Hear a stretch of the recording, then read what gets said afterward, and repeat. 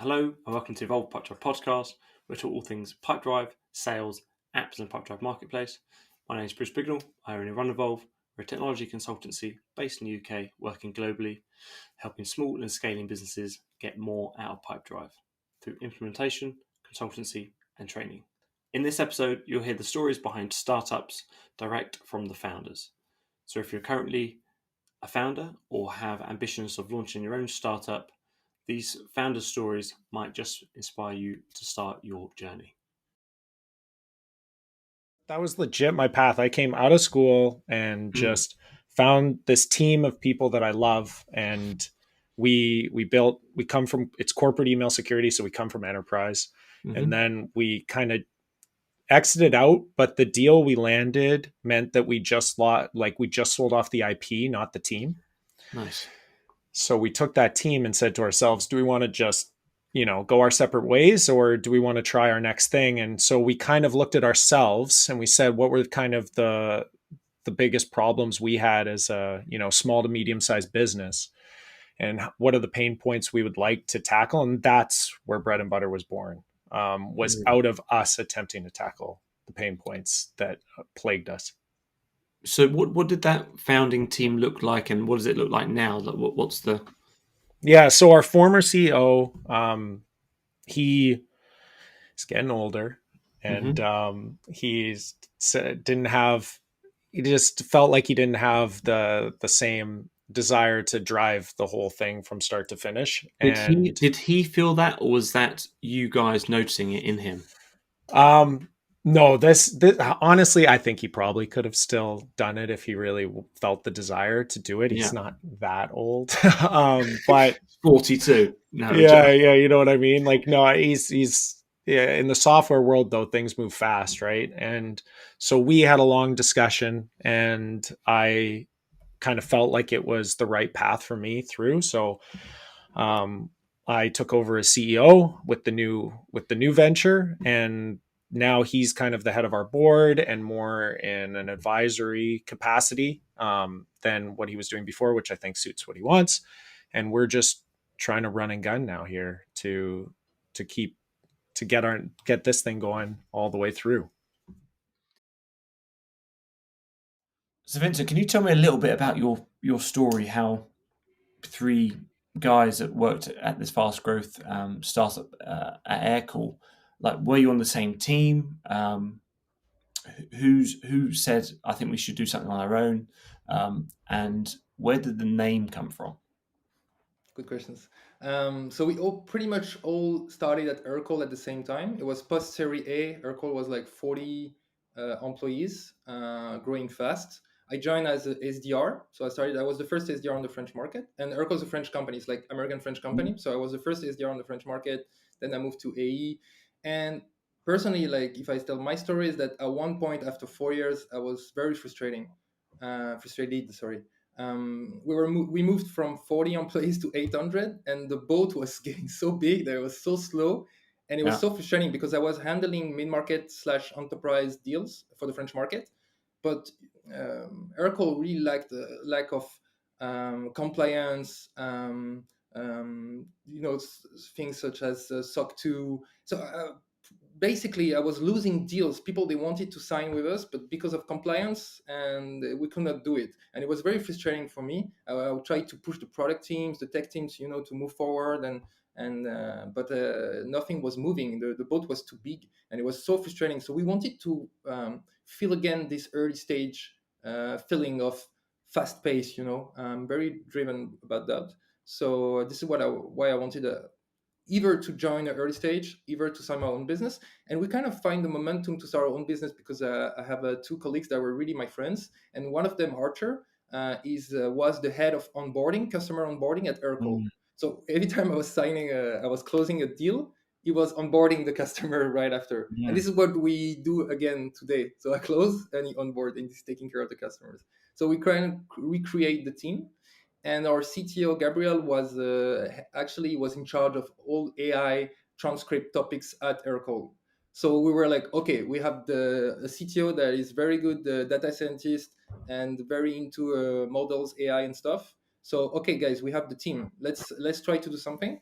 And we come up with the conversation intelligence market, because what we saw is that Gong, Chorus, they're so expensive solutions, and they're serving only very few customers. They're only serving very well-funded companies that have a lot of money to spend on tools. But what about the rest? What about the more traditional business, small and medium business?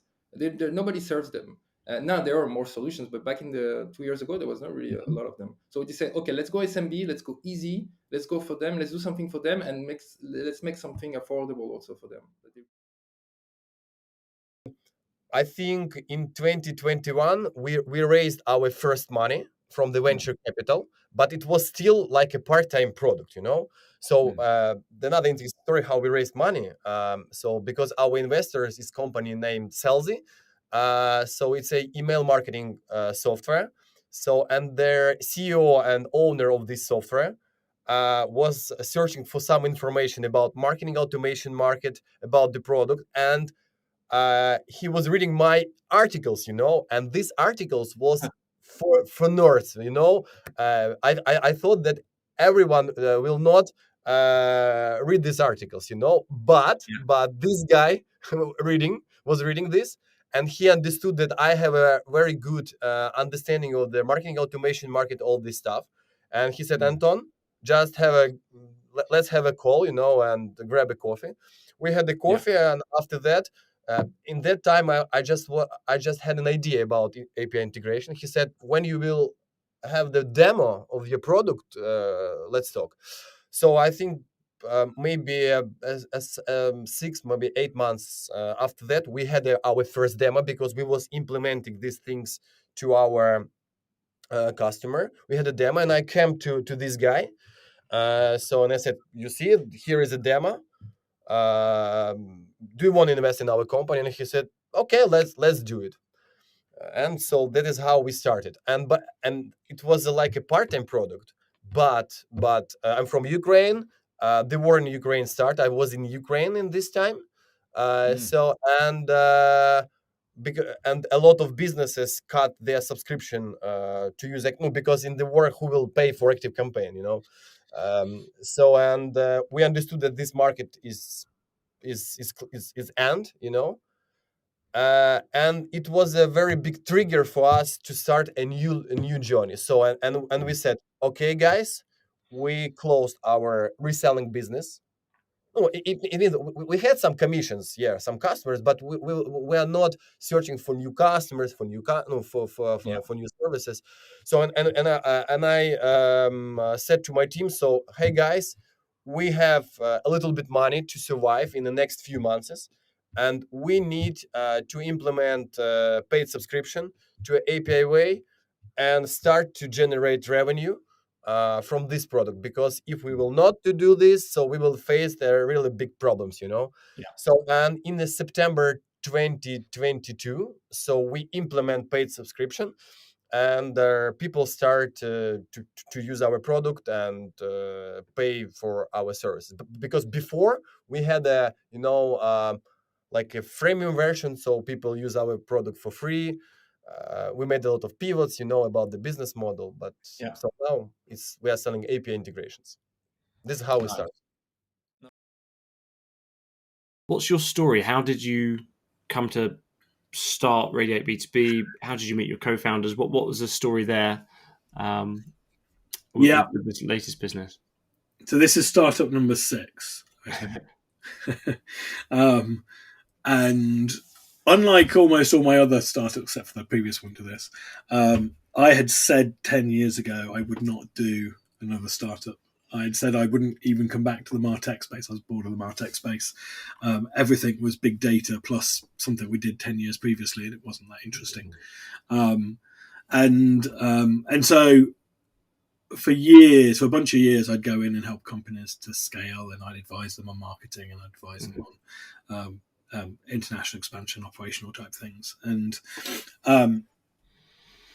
I got bored of doing that very, very quickly, and basically said, actually, let's go and build something new. And so I potted around with a whole bunch of projects, And whilst I was doing that, someone pointed out to me. Normally, it's me pointing out to others. I normally have loads of ideas around things, and when it came to marketing, I was ignoring it. So no ideas. And someone pointed out to me that conversion cost change and how much it had gone up in the. And is that from things like Facebook just rocketing up and it's from content everywhere.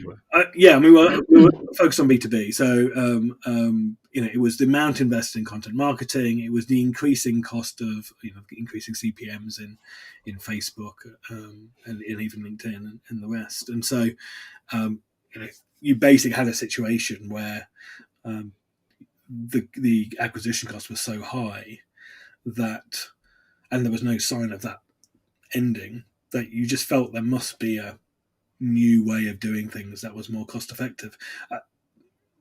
I guess it was around the same time, or maybe a few years previous, there was the conversation about the oil sands in Canada, where they extract oil, but they can only extract oil economically at $100 a barrel or above. And the minute the price of oil drops below that, they have to shut down because it's just not viable. And it was that sort of approach that I brought to Radiate, really, which was we're at the point now where the cost of acquiring an opportunity is so high that there are new ways that we can do things that will allow you to acquire opportunities at a lower cost than actually what the traditional ways are costing today. Can you tell me a little bit about how you met your co-founder? Were you together in the UK? Did you meet at an event? Was it through the fundraisers? Well, there's three of us. One is my wife. Yeah. So we worked together previously at Roulois Gateway. Nice. And she's CCO, but looks after, kind of oversees at an exec level, kind of CS and marketing right now. And my technical co-founder, who's our CTO, is James. And we worked at Roulois Gateway too for 8 years together. So he was one of the first engineers. I ran, first salesperson, ran sales. So yeah, we all worked together for a long time in that business. And then 6 years live with a product for Jiminny now. All three, we have a technical background. Mm-hmm. I was also an engineering manager, and I was also in management roles. So I got a bit of a mix. The other two, Raluca and Julian, they are really more technical than myself right now. We also have a lot of expertise in AI and building products. With time, so we started with this, and it was an advantage. All of us being in engineering and being able to develop a product. But of course, the challenge was to complement with other skills and to be able to go to market this product. So with time, we brought other people that are skilled in this area, almost co-founders, I would say. Mm-hmm. And I also went through a transformation in the last 3 years. So I don't know what I am anymore, but I am a mix as well. You just swap the hats around when you need to, I guess. Yes. So I mean, don't get me wrong. It's sometimes it's challenging, but sometimes it's really interesting to do. So it's